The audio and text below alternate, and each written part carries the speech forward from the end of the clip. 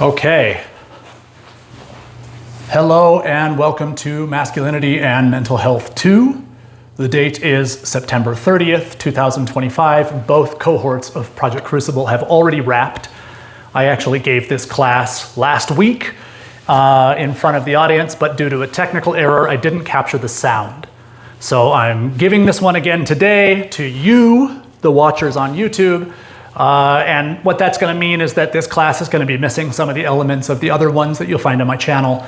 We won't have the dry erase board part where we sort of collectively define masculinity, and there obviously won't be any Q&A. Although, if you want to leave comments with questions, certainly with corrections, anything that you've got, I'll be more than happy to engage with you down there in the comments, okay? So let's take a look at today's agenda. We got 4 major sections. The first is, what is masculinity? The second is major cultural and social perspectives on masculinity. In the third one, we'll talk about the cult at the heart of civilization. And in the fourth, we'll talk about control, superego, and freedom. Okay? So, what is masculinity? Well, this is normally the part I'd pull the dry erase board out and we would all come up with that together, but since that's not available today, we're going to go ahead and skip past this part straight to major social and cultural perspectives. The first one we're going to examine is one that we've all become quite familiar with over the last 10 or 15 years, and that's the feminist perspective on masculinity. Now, I've boiled down all of these perspectives to what I think are 3 of the most salient perspectives, or 3 of the most salient components of the perspective that they have. And I think each of them are quite charitable, even if I've played them up a little bit for impact. And if you don't agree, then I encourage you to reach out to me and let me know. But let's go ahead and get started with the feminist perspective. So the first thing is gender is just drag, which is to say there's nothing eternally recurring about gender, right? All gender is performance. It's purely socially constructed. And so masculinity is a free-floating symbol that's divorced from biological reality, right? Gender and sex, and never the twain shall meet, right? So what this means is that it possesses no inherent truth value and merits no preference from us. The only reason that we might prefer masculinity to femininity is because of historical and animal reasons, right? That maybe are no longer germane. The second one, male social privilege is unearned and unjust. Just following on from where we ended the first one. The feminist view is that men have oppressed women throughout history. And therefore, in the present day, legal equality and social parity are not enough. We actually need to rip up our psychological ground and re-socialize our unconscious preferences so that we no longer unconsciously prefer masculinity to femininity. And we're not going to be able to have true justice until we get there, right? And finally, masculinity we can't control is toxic. So any male behavior, speech, or even belief that we can suss out by listening between the lines that departs from feminist orthodoxy is sexist by default, because feminists are the one that decide what sexism is. Right, and therefore, because it's sexist and because it stands in the way of justice, it needs to be suppressed by state and social power, right? Anything that departs from feminist orthodoxy. Okay? So, that's the feminist perspective. Now let's talk about the conservative perspective.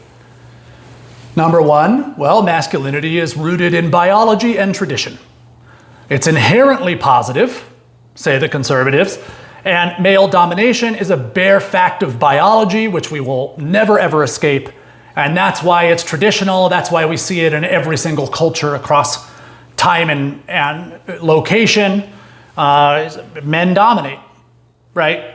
That means femininity is naturally subordinate, right? And right-thinking men and women should both feel contemptuous of it, right? They don't normally say that part out loud.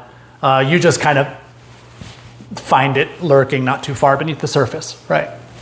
So another really important part of the conservative view on masculinity is that it's under attack right now. And they believe that liberals pathologize normal male behavior like competitiveness and risk-taking, and they call it toxic, right? And what this has led to is declining male achievement, mental health crises, and a breakdown of the family. Okay? And finally, masculinity we can't control isn't masculine, right? Expressions of masculinity or individual beliefs about gender that depart from conservative orthodoxy are weak or feminine by default, and alternative masculinities like these are actually a huge threat to the order and stability of society, and so they need to be suppressed using state and social power, right? So like back in my day, the early zeros, you could see the conservative line against gay marriage, very much contained a lot of messages about gay masculinity being inferior and being feminine and being weak and being, a challenge to the sort of like cohesiveness of our society. And nowadays, the conservative line takes a very hard view against like trans masculinity, but in particular, maybe ironically to liberal people, a really hard stance against trans women, because conservatives still see them as men who are departing from traditional masculinity, and so are punishing them pretty harshly for that. Okay? Third, let's look at the sociological view. By this, I don't mean the kind of default sociological view that we all tend to take when we're on the internet and talking about social issues, because everybody's kind of an armchair sociologist on the internet, particularly on Reddit, particularly on Twitter, right? What I'm talking about is the actual field of sociology, which has done quite a bit of study on masculinity, usually from a reflexively feminist and liberal viewpoint, but it does turn up some interesting and unique ideas from their perspective. So the first one is that contemporary masculinity is actually the product of propaganda. That the idea of a vernacular masculinity or a traditional masculinity was liquidated by capital and propaganda a long time ago. It's not even something we would recognize. The average man from the early 19th century or the even the 18th or 17th centuries lived lives that were so kind of foreign to us, and their version of masculinity was so kind of foreign to us that we would barely recognize it without all of the gloss of media and propaganda and narratives that powerful people have been using to shape men's attitudes for close to 2 centuries now, right? Another argument they make is that masculinity is still one of the most powerful tools that states and powerful people use to influence men. And so we don't have a view of masculinity that isn't fundamentally colored by this kind of hyper-real construction via propaganda, via media. Okay? Number 2, and this is one you don't actually get to hear very often in gender discourse, but women construct masculinity too. Right? It's not just men who decide what masculinity is or what it means to be a man. Women shape it through their interdependence with us.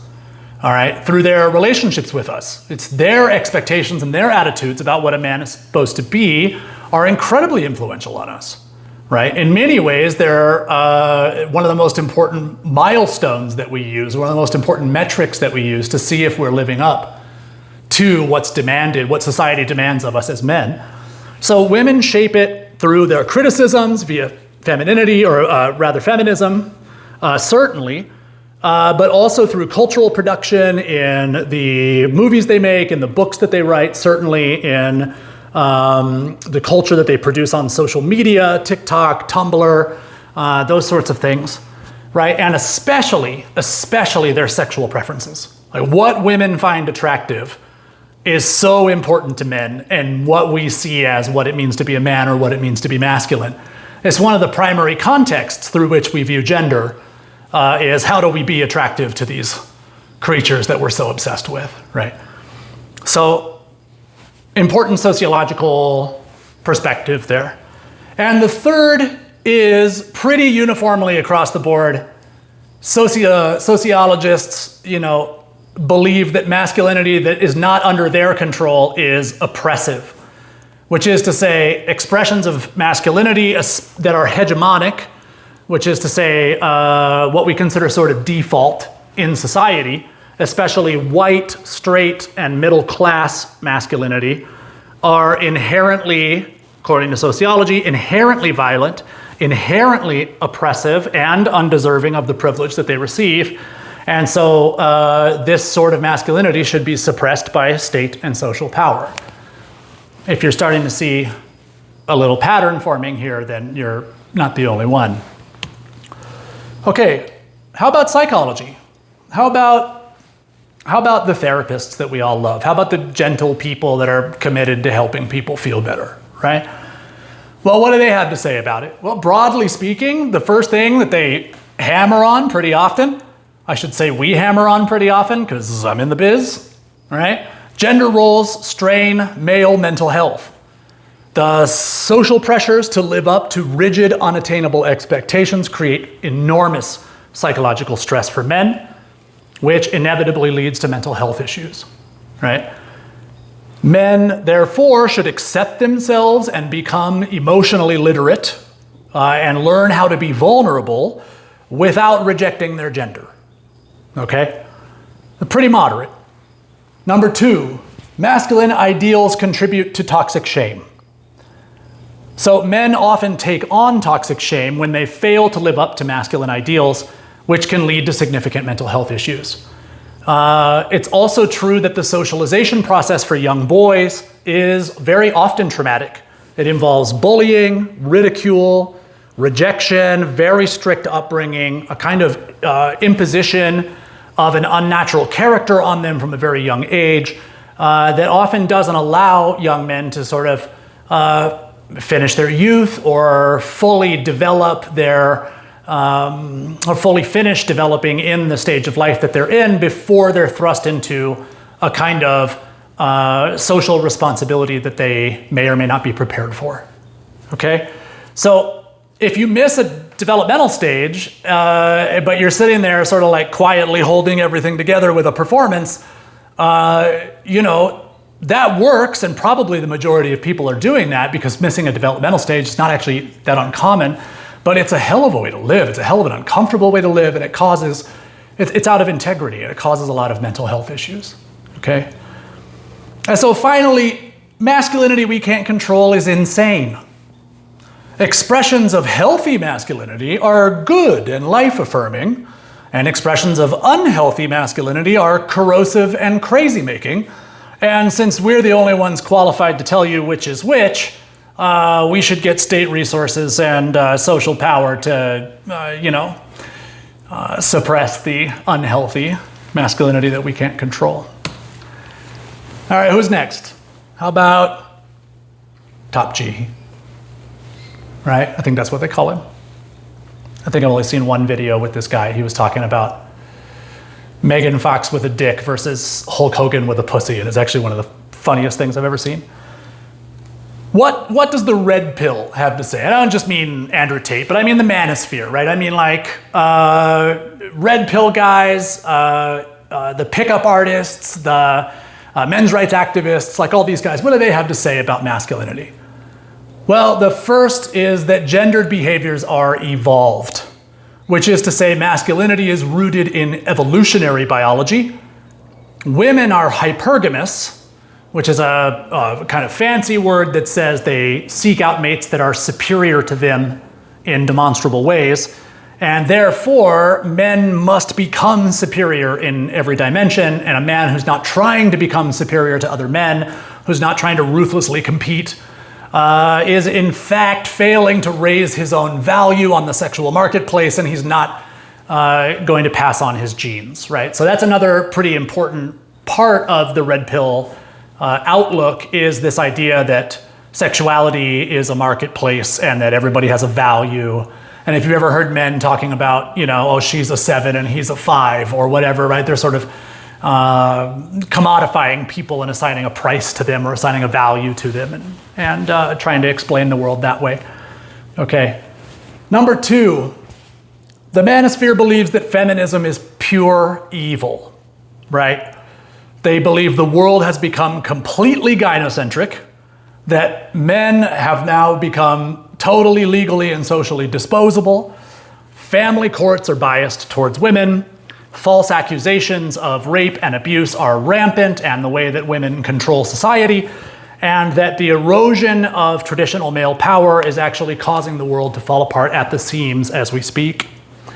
This is all women's fault. All right. And number 3, masculinity we can't control is inferior. Expressions of masculinity that don't align with the online manosphere consensus are cucked beta bitch shit that should be suppressed with state and social power. Right? Okay. All right. Next up, the post-rat view of masculinity. Well, masculinity is one of society's most sacred taboos. Actually, we don't talk about it. Or rather, we don't talk about violations of it because we can't. It's a mostly unspoken set of myths and norms that govern male conduct and status.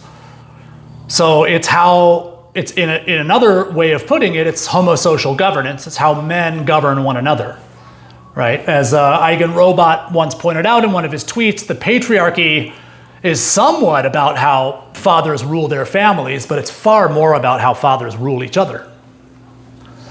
So a man who refuses to play along with masculinity, which is to say men with alternative masculinities, right?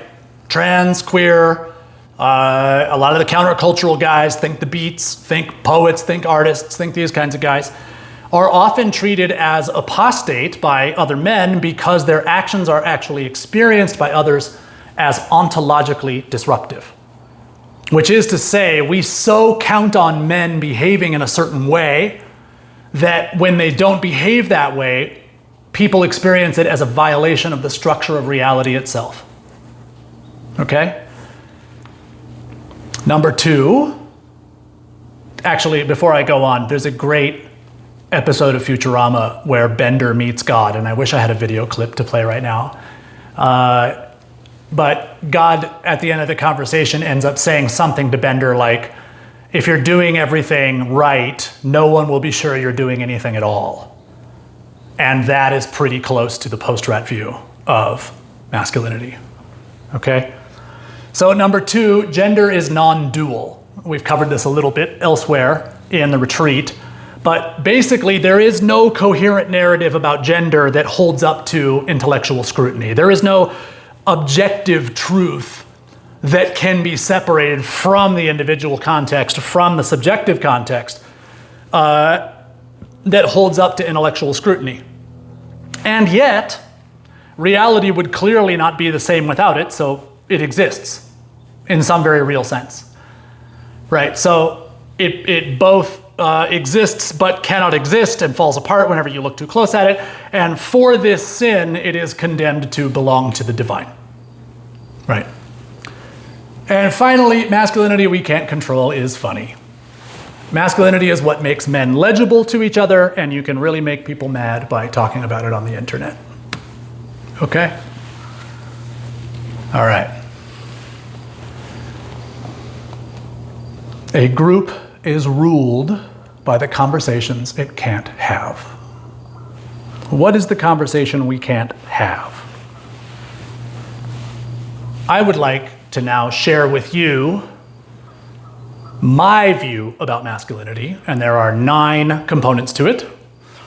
And it's a little bit esoteric, so stick with me. And if I do this right, it will upset everybody who's watching at some point along the way. Because I actually think there's some truth in every one of those cultural narratives that just came before us. And then I've got a few of my own ideas that I'm going to throw in there as well.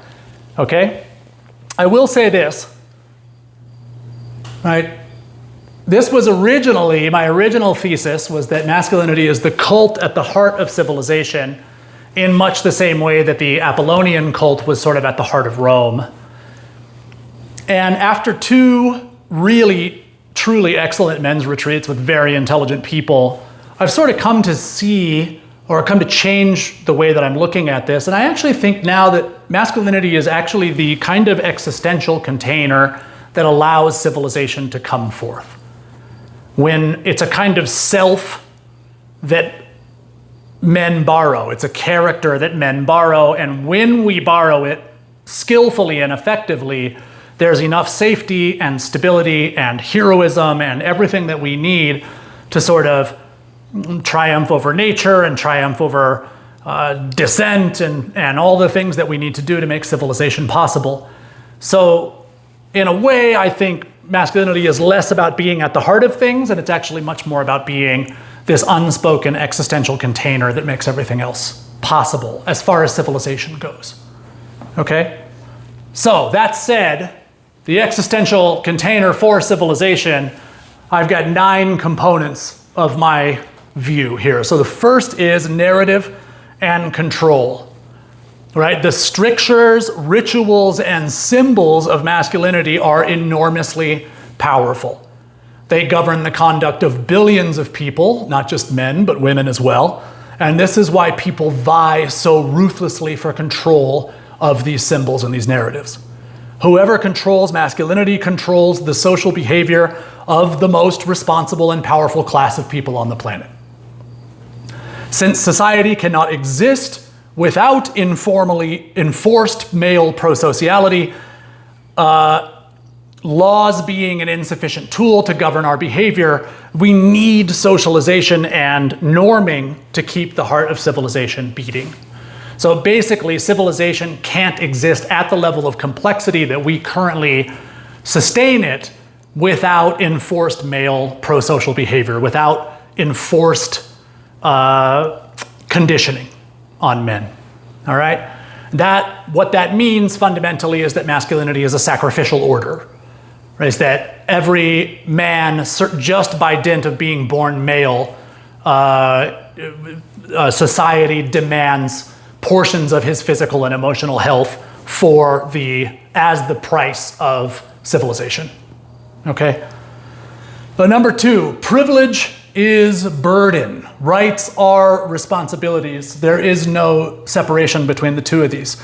Since masculinity is a sacrificial order, that means men bear the obligation of nobility toward women, toward children, toward men that are lower status than them, as well as social requirements that we go to war, just talked about this, sacrifice our mental and physical health, and also we underwrite full responsibility for our households most of the time. Which is to say, we can delegate responsibility to our wives and to our kids, but if they fail, we are ultimately the ones that are going to have to pick that up in most households. Okay? This sacrificial order, these demands that civilization makes on men are enforced under the pain of shame, loss of status, or even imprisonment or exile, if they can get you on that. Okay?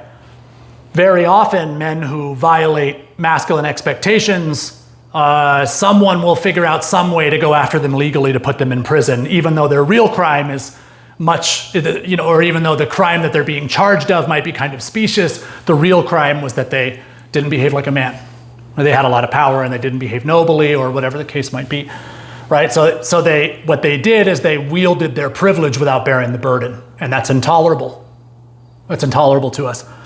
Male privilege exists. The sociologists are correct about that. The feminists are correct about that. We absolutely are privileged in most social spheres, and that's because our responsibilities are greater and more numerous than the ones that society asks from women. There is no escape from social privilege. There is no escape from male privilege. Just ask trans women. Okay? Because there is no escape from being laden with obligations enforced by invisible assumptions. As long as those obligations and those ontological assumptions are there, we will have the burden of upholding them so long as we want to be accepted in society, which is to say, so long as we want to survive. So male privilege and male responsibility are the same thing. And there is therefore nothing to be ashamed of about having male privilege whatsoever. Okay? Number 3, masculinity is divine. Well, here's where the post-rats are right, okay? And I'm pretty obviously a post-rat, so maybe not too big of a surprise here. So I also think gender is a non-dual phenomenon, that it imperfectly maps onto biological sex, but it is pretty obviously constructed out of the semiotics of heterosexual difference and interaction, even when it's queered. Even when it's turned into something alternative or something trans or something non-binary or whatever the case is, right? When we,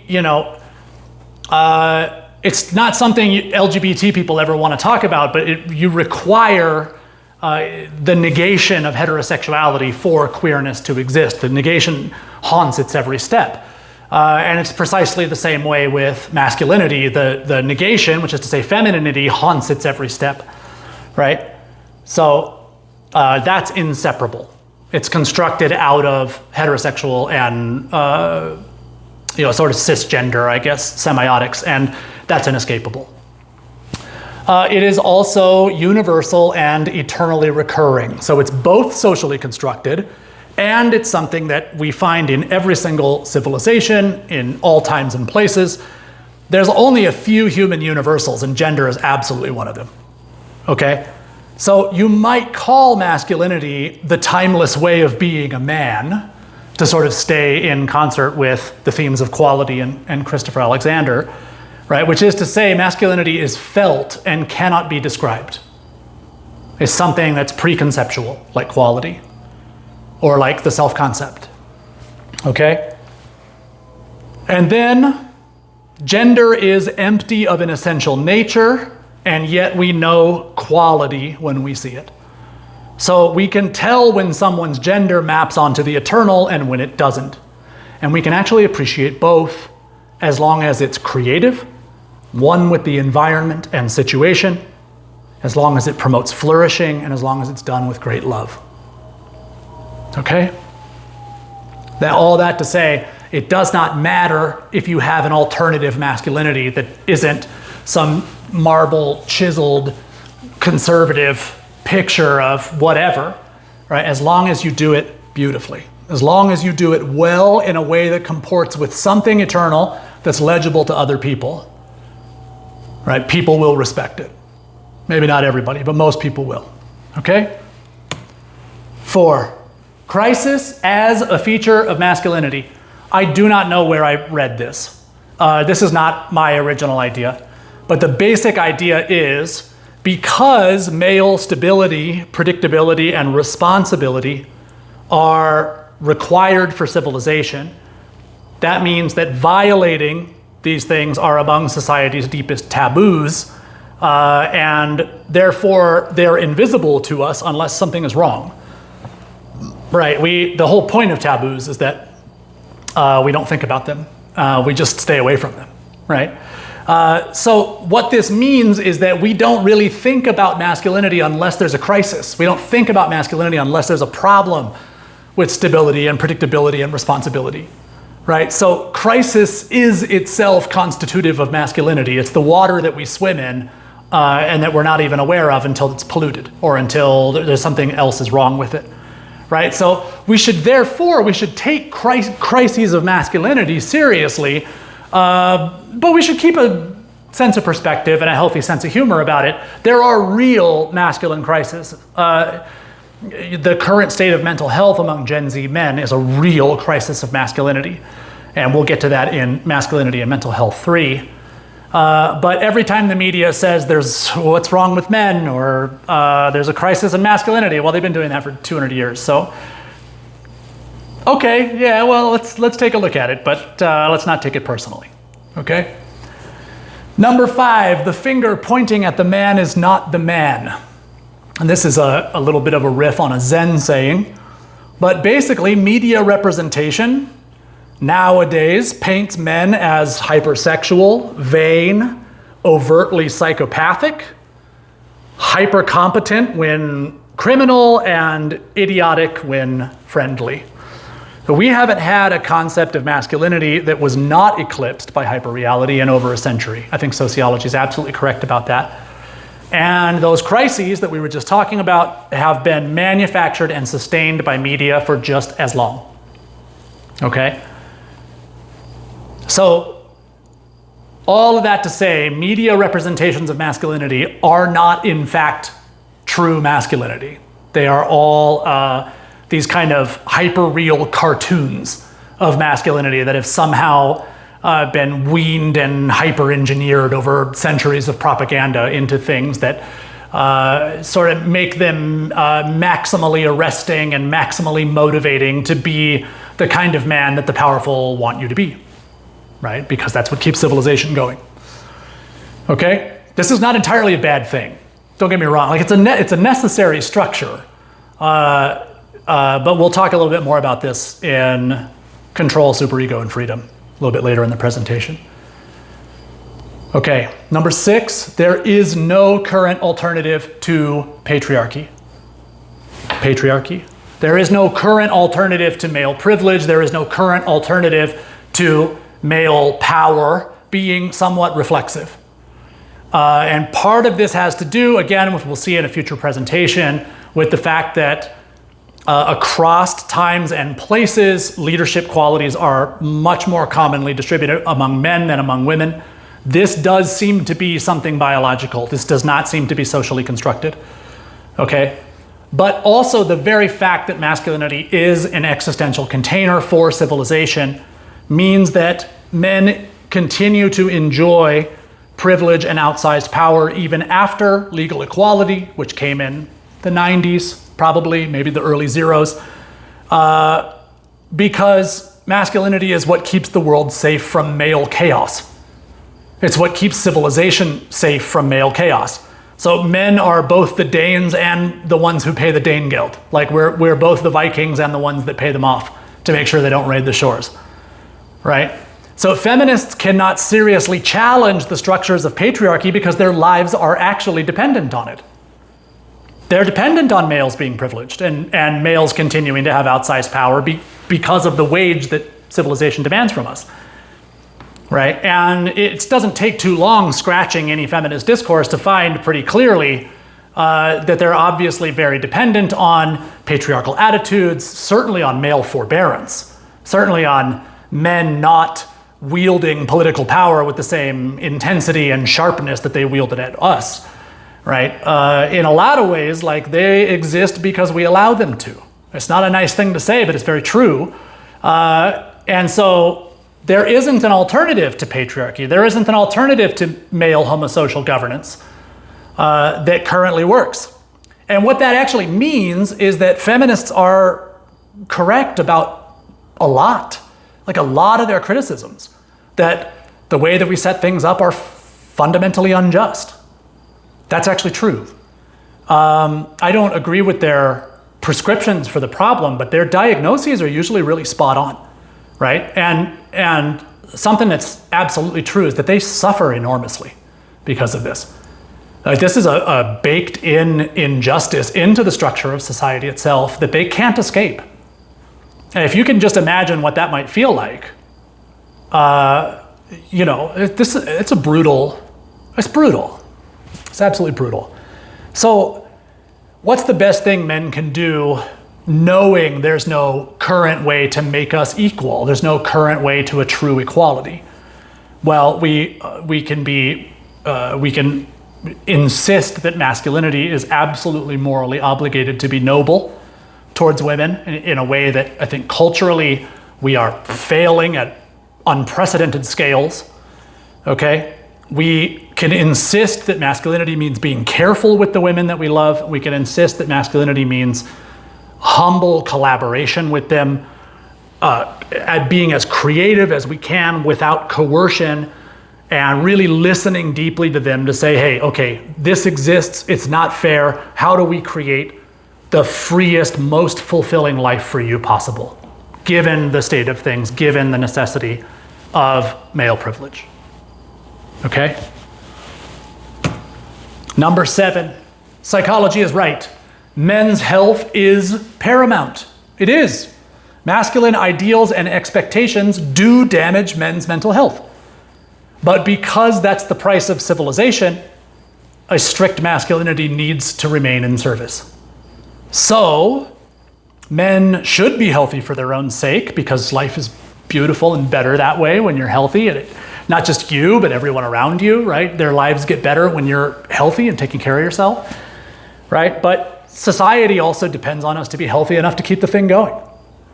So what therapy and mental health should orient toward is not somehow trying to free men of male responsibility, which is not possible, but toward helping men create an individual relationship to their masculinity that helps them build character, that brings joy into their life, that is minimally damaging to their health, and that keeps all of us safe and prosperous.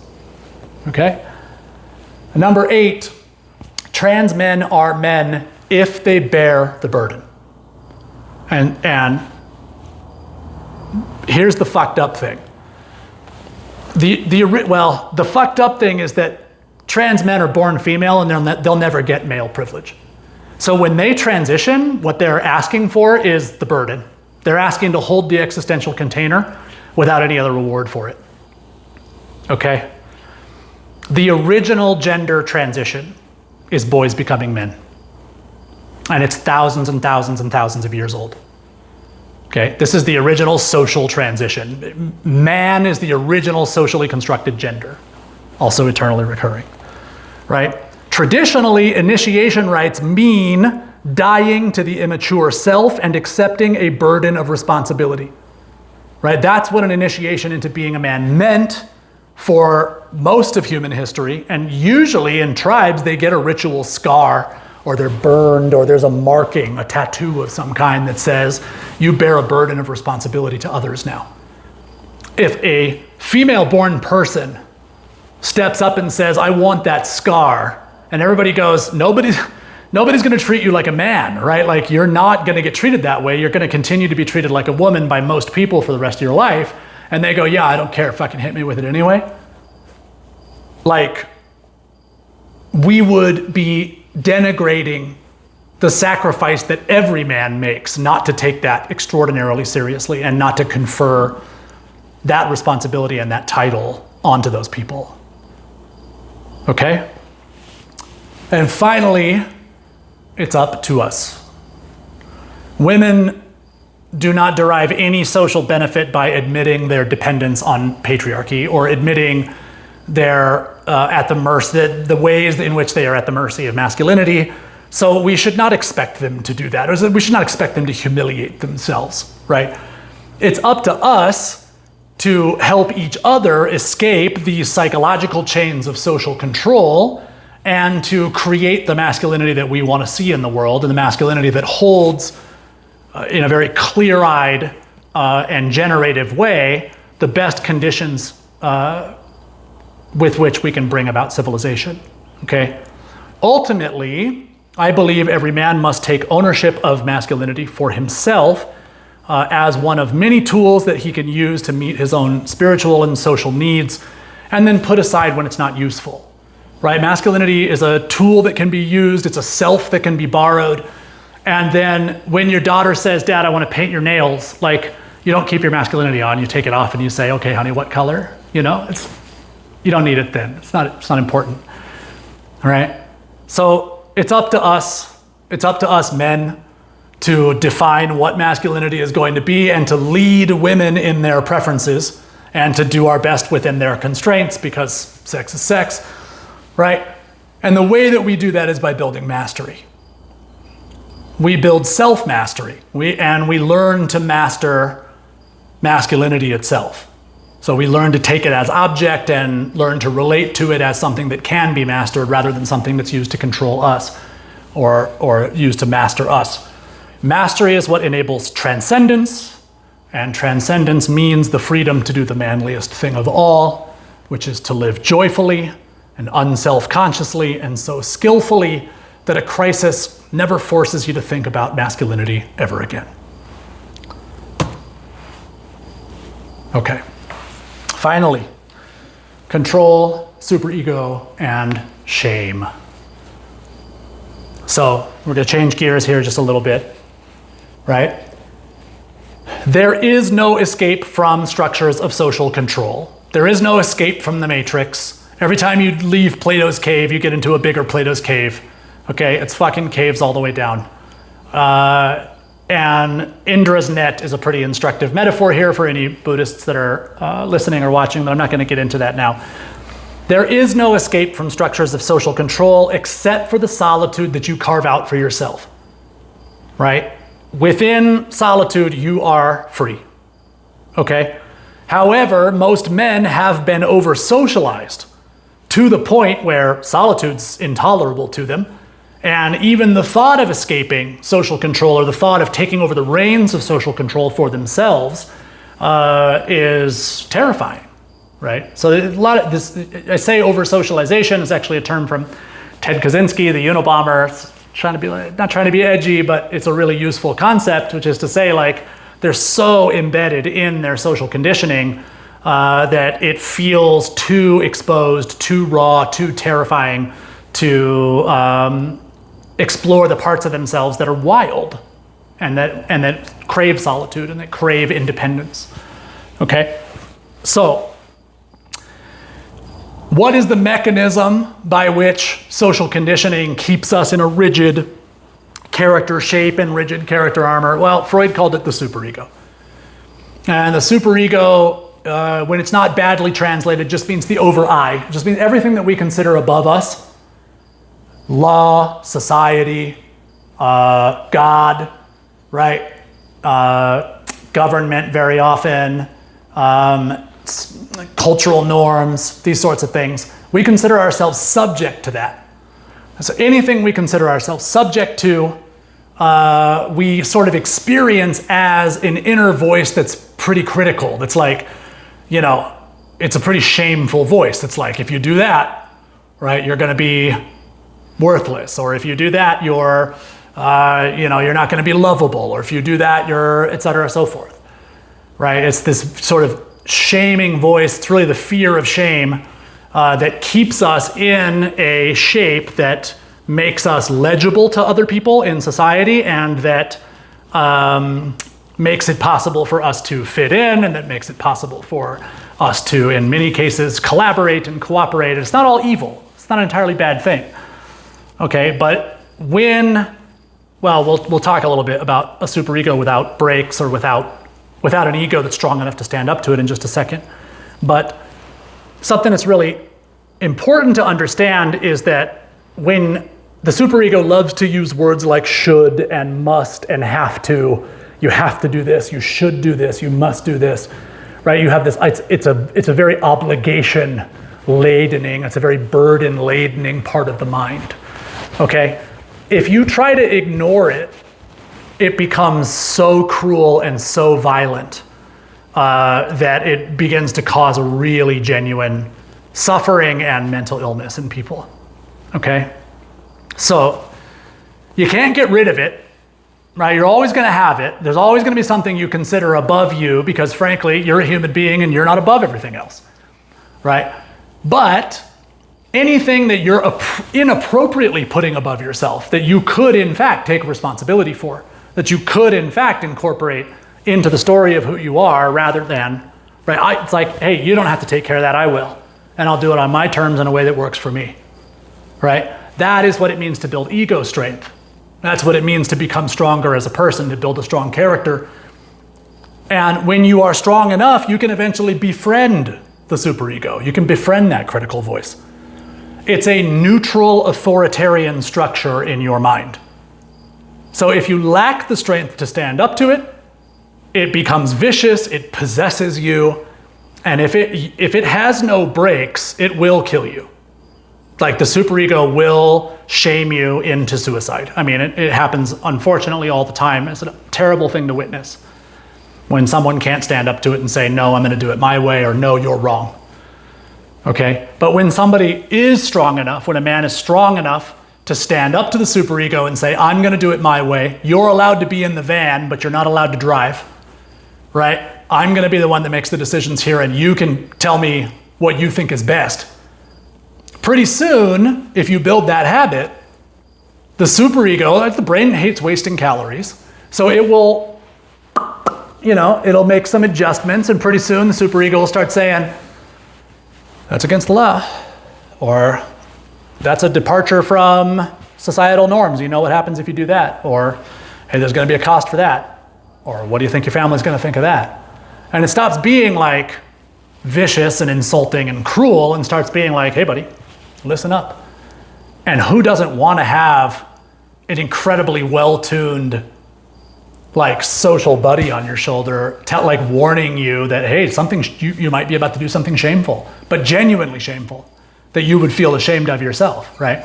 or that might cost you social capital, or that might cost you status, right? That's a very useful thing to have, and that's the appropriate mentally healthy relationship to have with your superego, okay? So what does that mean? It means shoulds, musts, have-tos. The language of the superego is not evil. These are not evil things, okay? And unfortunately, too many therapists and too many modalities of therapy insist on the superego somehow being this like wholly evil thing, and ego strength being the absolute sort of telos of therapy, or the highest good that you can get. And look, there's a middle way, okay? Many shoulds are useless rituals. Like my mentor used to say, oh, you're shoulding your pants again, right? Like it's a useless ritual. It's just the fear of shame keeping you in a rigid character armor that keeps you from, it ensures that you take minimal risks, which is like a kind of homeostasis that keeps you miserable but alive. And really, if the brain can get you to do that, it will. Because that's its job, is homeostasis, and it's not really that interested in whether you're brave or joyful or virtuous, really, insofar as it's necessary for survival. But spiritually, boy, we really need that stuff, right? So you don't want to stay in that rigid character armor. You can be much healthier, much stronger, like yourself much better, be much more useful to your society if you break out of that, right? So it becomes really important to figure out which shoulds are constraining me by the fear of shame in this kind of weak and small and diminished shape, and which of those shoulds are piles of skulls on the side of the road that are warning me away from a detour that looks attractive but ends in death, or ends in pain, or ends in wasted years, wasted life, right? So we don't need to get rid of shoulds. What we need to do is open up space around them. We need to open up awareness around them anywhere that they're automatic, so that we can evaluate them properly before acting on them. And if we were doing this in person, we would play a game called the should-want game shortly after this, where we would talk about, okay, as a man, I should X, and then we would explore it together. Well, what do you want? As a man, I should, care for women. Well, what do you want to do? Well, maybe I just actually want to care for myself and develop my own genius and become like Schopenhauer or whatever, right? And then we would explore both the should and the want, and we would really fully understand the costs and the benefits of both, rather than saying, oh, all shoulds are bad and the superego is always bad and culture is always bad, and applying this like weird boomer universal psychological solvent to culture as though it's this terrible thing. That's not meta-modern. Right, metamodernism is, hey, when culture is useful, we use it. We have the permission that we give ourselves permission to play with it, right? And then when it's not useful, okay, yeah, well then we use some of that good countercultural stuff. We use some of that good Gestalt stuff, right? But we don't automatically prefer one to the other, okay? So let's talk about freedom, okay? Number one, the chains of identity. Okay, we gain freedom from a compelling psychological phenomenon when we stop identifying with it. So when we stop feeling that we are it, and that its feelings are our own, when we stop having emotions on behalf of it. Think about, right, a very benign kind of identification is identifying with your sports team, and when they win, well, you get that glory, and when they lose, oh gosh, it's crushing, right? You're feeling emotions on behalf of it, okay? That can be fun and fine as long as there's space around it, because most of us can take it in perspective, and most of us don't riot in the streets when our team wins, or whatever the case, right? You lose the Super Bowl, it sucks, you pay your buddy the money, the bets that you lost, and better luck next year. We've got space around it, okay? So it's a healthy identification. Anywhere that we're compulsively identified with a thought, feeling, or behavior, especially as it pertains to masculinity, we are under control by that. Okay? Anywhere that we compulsively, without thinking, believe a thought, believe a feeling, act on something without stopping and thinking, that's a place where we have a compulsive identification, and it's a place where we're not free. That's a chain. It's a place where our identity has us in chains, okay? Space is love. Albert Einstein said this once and did not provide any context and would not elaborate any further. It's one of my favorite stories about him. Space is love, okay? When we create space around what used to be something we were heavily identified with, it doesn't mean we stop caring about it or that we stop feeling emotions on behalf of it. It means that we decide the terms on which we think about it, feel about it, and act on it, okay? So we treat it as something separate that we have a relationship to, right? Something that we can influence, something that we can manipulate if necessary, but most importantly, something that we can master. And we do that by creating space. And the best way to do that is meditation, right? But mindfulness practice is also for this, and there are also a lot of really powerful psychotherapeutic tools that help with this as well. Okay, so consciousness versus compulsion. The path to mastery of your masculinity is first to gain freedom to act within your emotions about it. So freedom to make choices about your masculinity and not feel compelled by shame to be a certain way or do a certain way or act a certain way or look a certain way. Anything that compels you to inauthenticity, anything that compels you without a choice, right? Rather than something that's like consciously practiced into automaticity. Anything that compels you or causes you to automatically shrink in fear, guilt, or shame needs to be addressed. It needs to be lovingly witnessed, lovingly disidentified with, understood, reintegrated with mastery. When you have power over masculinity and you can reliably resist its power over you, you are free and you have mastered it.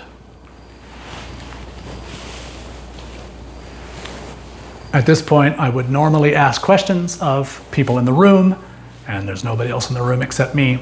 So please, put your questions down in the comments if you'd like to ask them. And I think I'm supposed to say something like, please like and subscribe and share with your friends if you really liked what you saw here today. Thank you very much for watching, and hopefully I'll see you again on another video. Okay, bye.